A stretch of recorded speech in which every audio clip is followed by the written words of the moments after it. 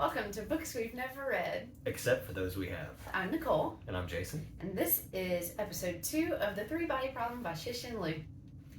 Chapters 7 through 17.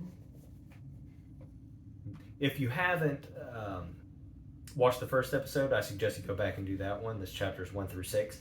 And then if you are just now joining us, at the beginning of this playlist, there is a syllabus episode that will tell you how we're breaking up the book and why we chose this book.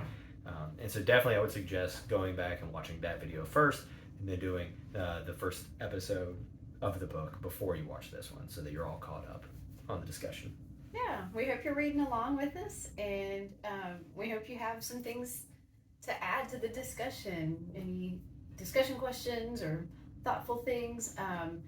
We did have a comment last week. Oh, I meant to write it down. Someone told us to stay away from a theory on the Dark Forest because it would ruin some stuff in book 2. So now I'm intrigued and I want to know what this theory is. But yeah, we love the comments and it's exciting to see what other people have to say about it. Another commenter posted that they can't wait to see the Netflix arrangement of this book. Mm-hmm. That is a thing. This book has been up for production before and canceled, and now it's in production again through Netflix. And there are so many things that happen, especially starting to happen in this part of the book, that I just put the book down for a second and think, how are they going to show this on TV for us? I'm very excited about it. Yeah. Well, and we'll get more into that as we go, right, I suppose, but there are very specific scenes that I think about, and I'm just like, oh man, like this is gonna be wild. But even in the game, they had trouble presenting it to the player, and you can tell that, right? But with the way that it handled, so it's interesting. Where do you want to start? Well, I'll start with 2 items Okay. from last week. 2 things that you mentioned that I heard, but they marinated throughout the week in my reading of this next portion. Okay. Number 1 was your talk about deforestation, and you talked about what was interesting to you is what wasn't mentioned in that section of the book, and that was the Great Leap Forward, and that wasn't discussed, but the deforestation aspect was a tenet of the Great Leap Forward. Well, my literary brain, if any of you have ever read How to Read Literature Like a Professor, I assume, commonly read Western texts, it applies. I don't know how it applies, necessarily with worldwide literature. But anyways, there is a piece about, like, when you see the book itself, How to Read Literature Like a Professor, shows common themes and motifs and what they typically mean, and how you can kind of trace the development of that theme throughout a text. Even if you don't really know what's going on, you can kind of chase after that theme and grab meaning from what you're reading. So one of those motifs is the forest, and according to that, typically any forest imagery that you see can be linked to the concept of the Garden of Eden. That's our most famous forest in world literature. And so it made me think about, what was happening in the book in that deforestation scene. And in what ways is Bai and Wincy, are they our Adam and Eve in that concept? For a minute were they the only man and woman in the world, like talking about, there was that look for knowledge, there was and I'm just now putting all this together, that book was, the knowledge of good and evil, right? Yeah. And it was her downfall. Yeah.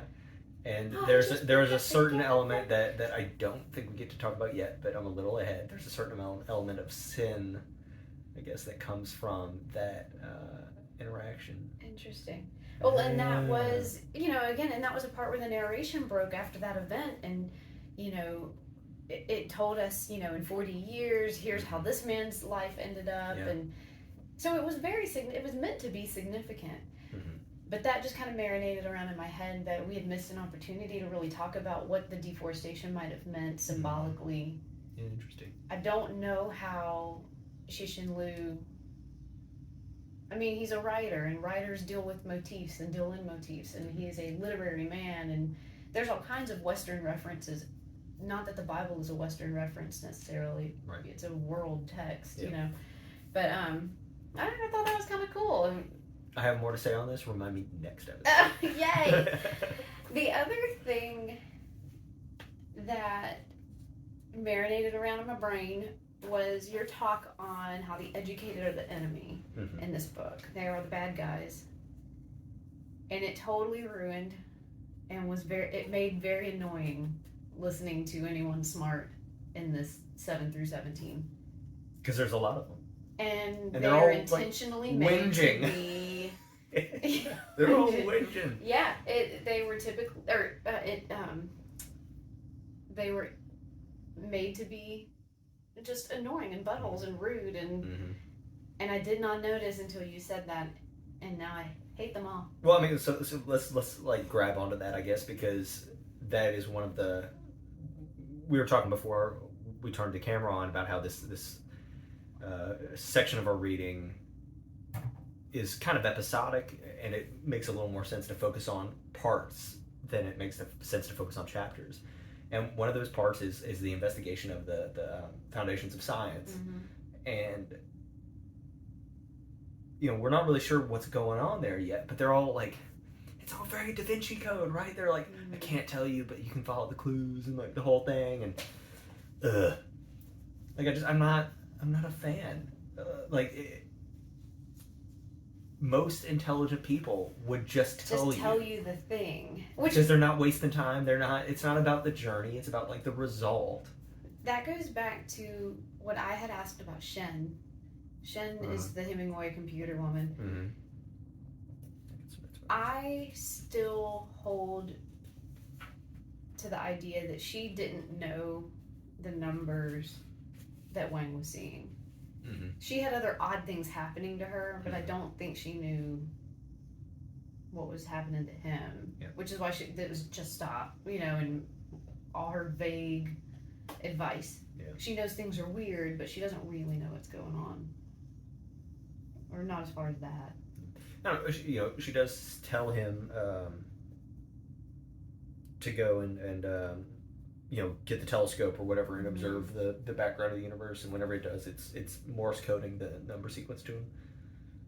And so, like, even if she doesn't know, I mean, like, I think she probably does. I think she might. Okay. I'm not convinced that this is like whatever's happening to Wang Mao is somehow related to what happened to Yang Dong. Is that her name? Yeah. Yang Dong. Yang Dong. Gotcha. Whether or not it was the same thing, I don't know, but it's clearly all related. Yeah. I don't really care for her character. Shin. Well, that's good, because she's out of here. Yeah. by the end of it, she's dead. She's gone. Another thing we talked about last week, we were talking about the setting a little bit, and I was not able, as I was reading through the first part, to get a good visual of where we were located, but they're near Beijing. That's where the Forbidden City is, right? Yeah, I think so. And so that's helpful. Yeah. And we can like Google Earth Miwin County and stuff like that. Like there's real listed places, I think. Gotcha. Well, we're talking about real stuff. Did you know that some of the characters in the game are real people? Like obviously Copernicus and Galileo and stuff like that, right? But King Zhu of Shang, that was like the first king. He was a real guy. Tell me about him. He was terrible. And in the game, how was he? Also terrible. Interesting. Yeah. Who else did you notice? Well, so oh man, there was another character. I'm not sure I wrote that other guy's name down, but one of the advisors for earlier, like one of the magicians that was trying to figure out the game or whatever. But also, there was a footnote in the book that says that Wang Miao's name was Heron in the game, Hairen, and that means like man of the sea. And apparently, Wang Miao's name also has something to do with the sea. So he just like took his name. Oh, cool. Yeah, it'd be like me taking my name and doing something with it. Oh, well, good catch on the footnote. I totally missed that. I like to click on the footnotes. Yeah, well, in the audiobook, sometimes Yeah. you don't realize that there is one there.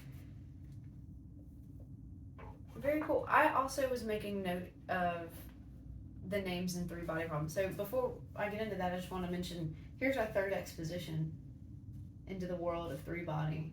Mm-hmm. You know, like learning about how the game is set up Mm-hmm. and the rules of that world and stuff like that. So as they get deeper into it, there's Copernicus and Aristotle and Galileo, Mm-hmm. men who in reality were the real frontiers of science. Mm-hmm. But in this game, they are idiots. Yeah, backwards morons. I was idiots. I was laughing about that to myself while I was reading it. Like, the game is called Three Body Problem. Like, it's just called that. And there's all these people like running around, and they are trying to like figure out what's going on, and it's in the name. Right. It's right there. It's not clear to me who all is a real player and who all is a computer player. That was my question. So it seems that King Zhu is a real person. In fact, is he the one that told him to burn him? Yes, I think it's the same guy. But in fact, at one point, they actually call him by his real name. Mm. Like somebody just like says it, Oh, and you're like, okay. well, what is that? It's his name. Like it's the guy's real name. Gotcha. And I didn't write his name down, but some of these are clearly, NPCs, right? Like they are some kind of computer player. But the whole point is for real people to be playing this game. So I don't know how it all works out. There was also a point, so like you and I are going to play a game. We're playing World of Warcraft or whatever. We're playing with millions of people, and the time goes at the same rate for all of us. And there's a point where one of the characters, it's the guy who thinks that the world is like inside a ball and it's peeping out at like the light outside or whatever. That guy speeds up time. Mm-hmm. And so that was really weird. Like, yeah, did it? Because I wondered, did this speed up for everyone, or that part wasn't really clear to me. And like, why does he have that power?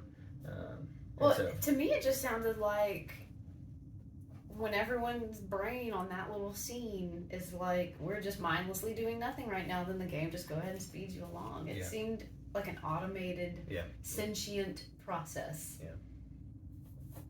It's also possible that, like, what if there's multiple servers or something? You know what I mean? Like there may be fewer players in the world than we would think, right? And we don't know. We have no evidence right now for how many people are really playing. So. Yeah. I had made a note about Pope Gregory.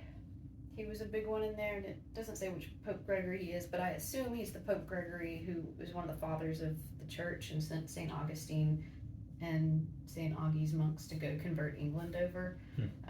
Just because that falls in so well with the theme with Copernicus and Aristotle and Galileo, because that all came to a head there for a while in the conflict. But how backwards! I mean, Aristotle literally like praised his students for arguing against him.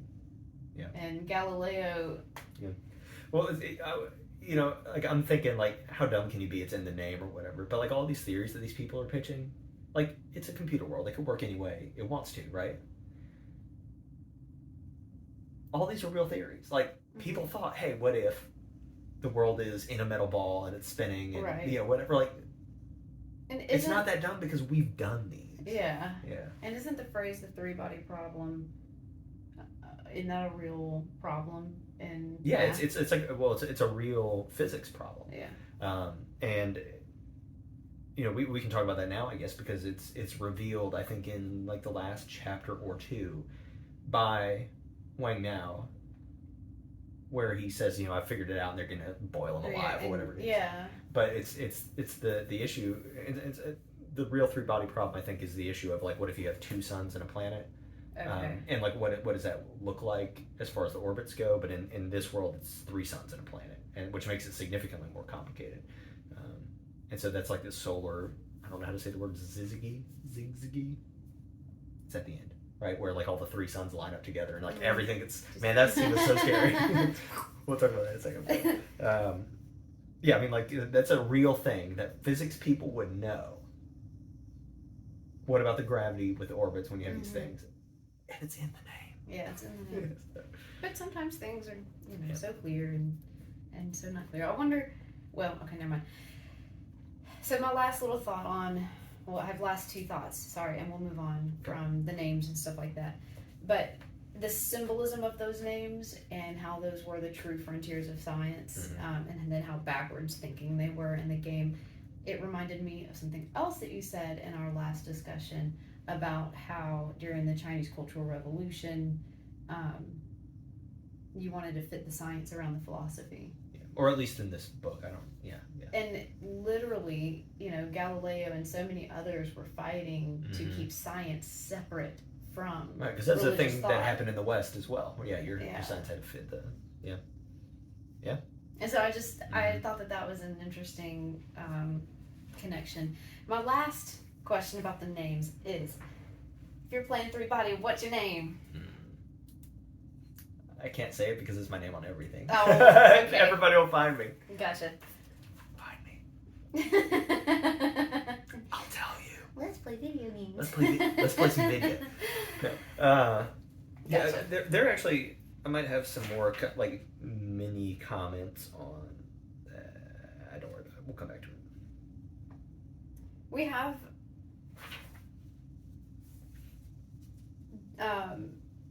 we learn a lot about Wei Chang.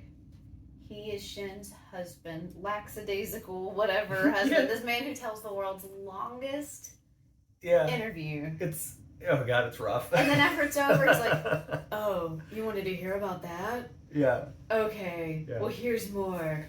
Pan Han came to the house. That was the most important part." I think the story literally starts just like, when I was a child, I knew I was lazy. And you're like, oh, tell me more. Long story long, right? Long, exactly. It's really so long. But it's not uninteresting. No, it's definitely not. It was just a funny way to present it. It reminds me of how in older stories like Wuthering Heights, it was like the frame story. You had a lost man in the storm come to the house, and he's like, "Let me tell you the story," and then here it goes, and you're like, "Well, what was all that about?" In my head, we recently watched The Wandering Earth, which is a Netflix adaptation of another Cixin Liu book. And they have that character that's like half Chinese, half Australian, and he's just like kind of a goofus. And that's how I saw this guy. Like in my head, I just saw that character. That's how I saw this guy. Like he is so. He's not an idiot, right? Like he's clearly very, very intelligent. That's why Shen picked him, was to try to solve this three-body problem, telling him he's going to be like a savior of a world, right? But he's like, I'm the world's laziest dude. And he knows that about himself. And part of me applauds that self-awareness. Self-awareness, yeah. Honesty. Yeah. We have, within his story, what I find interesting is that with Shen, there's this building of what seems to be a cult. Yeah. And factions within.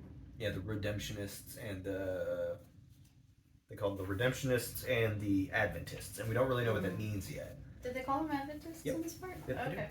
Redemptionists and the Adventists. Should blasted past that. And so, what's interesting is we have, like, we obviously use these words in English, but redemption meaning salvation, right? Like a restoration. And Adventists, we tend to use religiously as sort of like almost an end, or like a leveling up, like the becoming to a next stage is sort of what Adventism is. That's interesting. And so, there's all this talk of our Lord, and like, and we have the same language that we use in our religions, and they very clearly have like this little religion thing going on, and we have these. Right, we have these factions in real religion. So. Yeah. Well, so that's just an interesting development. Yeah. That needs more development. Poor Wei Chang is threatened if he does continue his work, and threatened if he doesn't continue his work. Yeah. Do you have anything else on that? Not really. While we're on the topic of them, like that kind of talks about like the world of 3-body again, and I just want to talk about like we've kind of touched on like how interesting it is, but the whole like people dehydrating and rehydrating concept. So much talk of leathery skin. Yeah, it's weird, but it's an interesting little world. And like not even in terms of like mechanics like we've talked about before, but in terms of content, and on top of that, at one point he goes and it's like a Chinese area, and then at one point he goes and it's Aztec, and at one point he goes it's Egyptian, and it's like it's changing over time, which is kind of cool because each of the civilizations are a little different or whatever, and they all have like the same basic idea, similar to Egyptian and Chinese and Aztec cultures here, but I thought that was just kind of really interesting, the content of all of it. And while we're talking about it, can we talk about their little computer they made? Yeah. Because that part is so cool. Their little flags. Yeah. I love the guy that's like, you shouldn't use a white flag, that's a surrender. Yeah. I'm like, that's not the point. Thank you for your opinion. Yeah. I thought that part was really cool because it is perfectly possible to do that.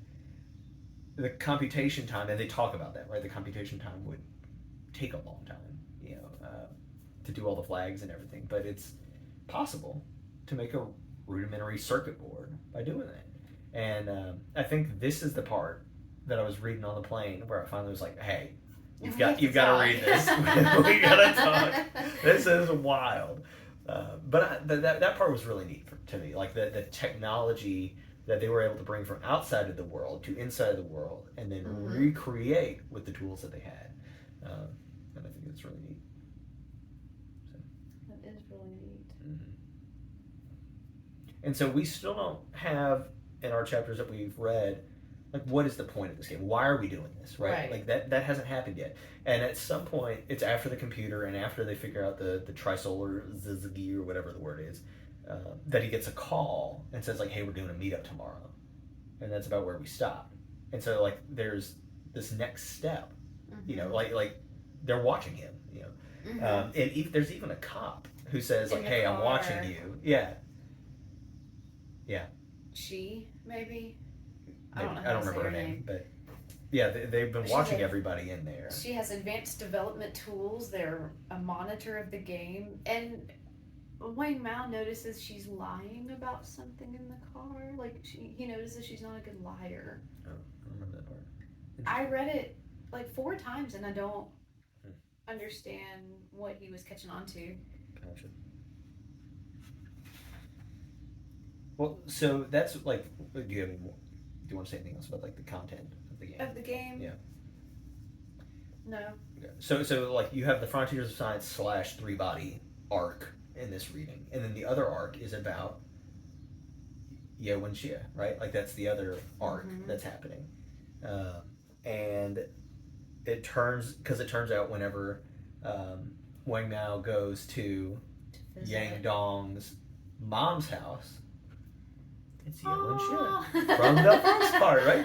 There she is. It's the same lady. And so quick and willing to tell about her time on Red Coast. Everything, yeah. Well, so the first thing I want to say, like, before we get into, like, that stuff, he, like, shows up at her house, and she's like, hey, do you want to eat? And why don't you go hang out in my daughter's room, right? And her daughter's room is all trees. Right? It's, like, all logs and trees, and... like in my head, I saw it as like literally looking like a rainforest. Oh wow! I don't know if you noticed that, but like it's all like her desk is made of like this weird log, and her stool there is like a log, and everything in there is a forest, and that kind of goes back to the point you made earlier about like the forest theme, and I'm not sure why. Like I don't know why that happened. Why was her room like that? And my best thought is that we find out that Yang Dong was raised, out here at Red Coast Base, and so she was out in the forest a lot, and maybe that was comfortable for her. I don't know, but it was like a weird detail that outside of what you've said, I don't really understand the significance of it. Right. But thinking about it that way makes it a little more interesting. It's a place of innocence, and that's how when she like sees her daughter, I suppose. It's kind of interesting. The other way that you can look at a forest is kind of in opposition to the, perfect place in the Garden of Eden, but so many cultures fear the forest. They put things we have a book coming up called The Dark Forest. Yeah, and they put things that they're afraid of out in the forest. You are onto something. And so we're gonna follow this arc throughout all of our readings. So is Yang Dong, gosh, I don't remember her name. Is she a thing to be feared, or maybe both? Something spoiled from. Yeah, I think that juxtaposition is gonna be something that we're gonna be looking at a lot. So yeah, interesting. Let's see. We had a lot of good development, and stop me if I'm moving out of No, keep going. Out of the realm that we were talking about. A lot of development between. Oh, no. I'm not going to say that yet. We're still talking about Wang Mao and Ye Wenxi's conversation. Sure. We got a whole chapter of released documents from Red Coast. Yeah, that was really interesting. With things, edited out and talk of sending our golden record into space and who gets to tell the story of the world. Right. Who's seen as the good guy and the bad guy, and then some people's commentary on it's interesting that we're able to put time towards this, and then. Mm-hmm. Well, it's what I think we would really do, and especially in a sort of like Cold War mindset. If there are aliens, we need to let them know, hey, we're here, we're the good guys. Mm-hmm. So that if they show up, they're on our side, and they're not like capitalists or whatever, in their mind. So I thought that was interesting, and that chapter comes right after. There's this guy, I think his name is also Yang, but he's like the lieutenant there or something. He's not like the main boss. He's this other dude. So that last name is the same last name as Ye Wenxi's daughter. Okay. Isn't that her? Oh, it's her father. I think that becomes her husband. Oh, eventually. Her husband. No, not the daughter's husband. Ye Wenxi's Okay, gotcha. The children take the last name of.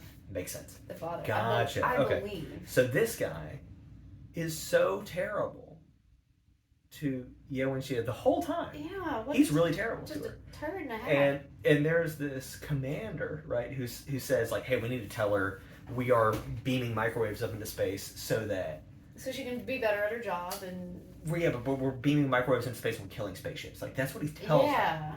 And then for whatever reason, this guy who doesn't like her says we need to tell her the real truth. And that's when they tell her that they are really doing this to send this message out or whatever. But before that, they said we're sending microwaves up here to kill spaceships. Yeah. And that seems like such a weird story until you realize that I think we actually do this stuff. Because I'm not a conspiracy theorist. And I'm not convinced that we've ever met aliens. But clearly places like Area 51 and weird CIA sites exist, right? And I think they lie to people. And they're going to tell each person a different lie. So that whenever the word gets out, they can be like, hey. They know which we heard your lies in the news. What's up with that, right? Yeah, exactly. And that way, nobody knows how to talk to each other. And I think this is actually, I don't think it's a weird, I think what's weird is that the guy that doesn't like her wants her to know the truth. I don't think it's weird that they lied to her, because that's exactly what I would do. Yeah. I would give you some fake story. I'd make it very fantastic to where no one would actually believe you. So I don't think at Area 51 we were dissecting aliens. I bet we told people that though, because that way you can't tell. That way they can't run around and say we're working on stealth technology. People are just there are no aliens. But we're working on it. Okay, well you're crazy, right? Yeah. And then they immediately disregard you. And I think that's exactly what happened here. So. Yeah, and then we find out by the end of that he was just being grumpy towards her because he didn't like the fact that she was being lied to. Yeah. It also very much reminded me of a little boy with a crush, so he's gonna be mean to the girl. Yeah. It was just kind of that. But I think it was just out of just not comfortable with that whole situation. That she was gonna be faced once she knew the truth. Yeah. With a life that can't exist outside of Red Coast. Yeah. It was kind of interesting. It was. And some description of her climbing, or them sitting towards the edge of that cliff, and how she was afraid of it at first, and now she's not. And I thought that was kind of interesting. just getting a little bit of actual description about her. Yeah. Little pieces, not a lot. Sure. Anything else on her past, her work at the base? Not really. We had some good buddy development between Dasha and Wang. Yeah. It's just like encouraging him to get drunk and sleep in his car in an intersection. Here's my famous motto. Yeah. Yeah, that was, he's like, what's what do I do now? He's like, drink more. Drink water, go eat, take a nap. Yeah. You gotta go to work in the morning, right? Yep. That's how his voice is on Yeah. the audiobook. Yeah. And let's see. So at this point in the book, in my mind, just because the name of this series is the three-body problem, threes are already kind of highlighted in my head. Mm-hmm. And so I see that we have three worlds. We have the world of three-body. Mm-hmm. We have the present day that Wang is in, and we have the past. Sure. Yeah. And that just kind of stood out, but of only significance to me. I don't know that that's real. Yeah. So. Interesting. But I just keep wanting to divide things in threes, just because it's in the name. And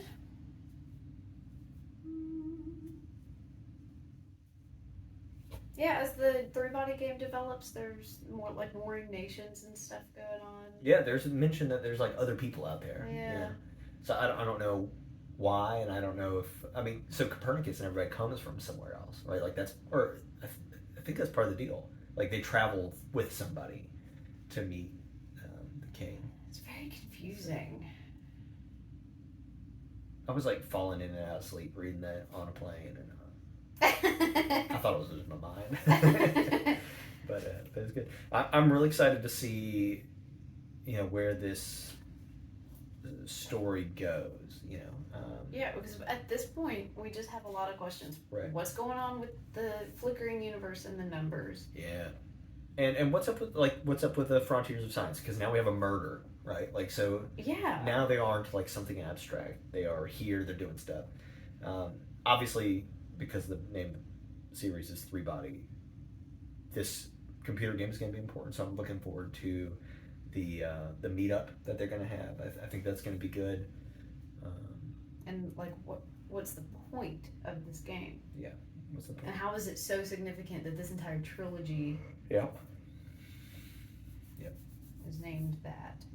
But I think the next reading we have is the rest of this first book. Is that correct? No. No?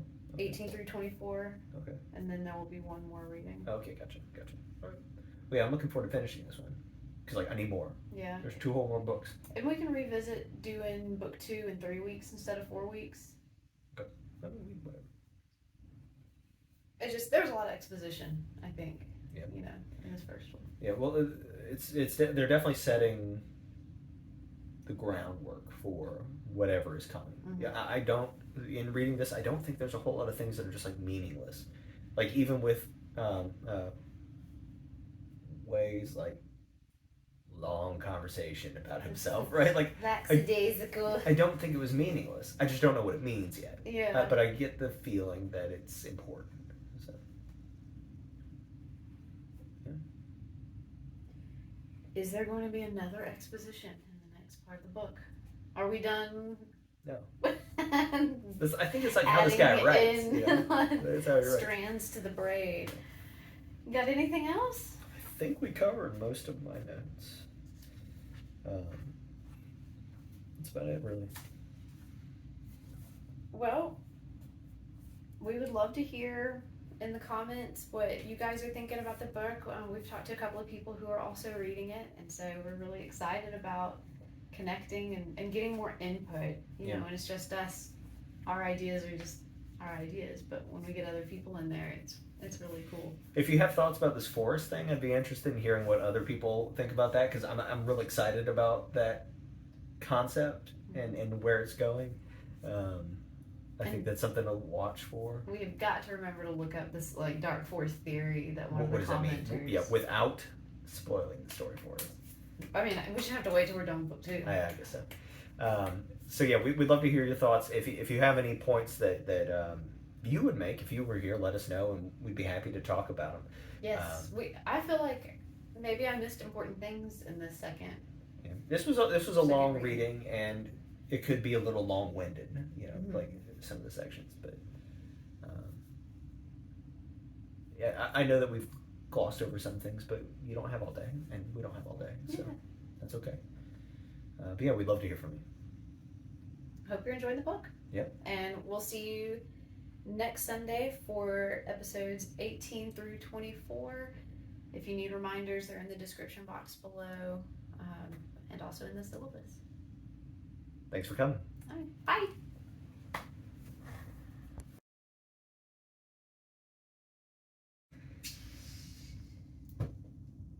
So these two guys named Boudreaux and Thibodeau. Nope.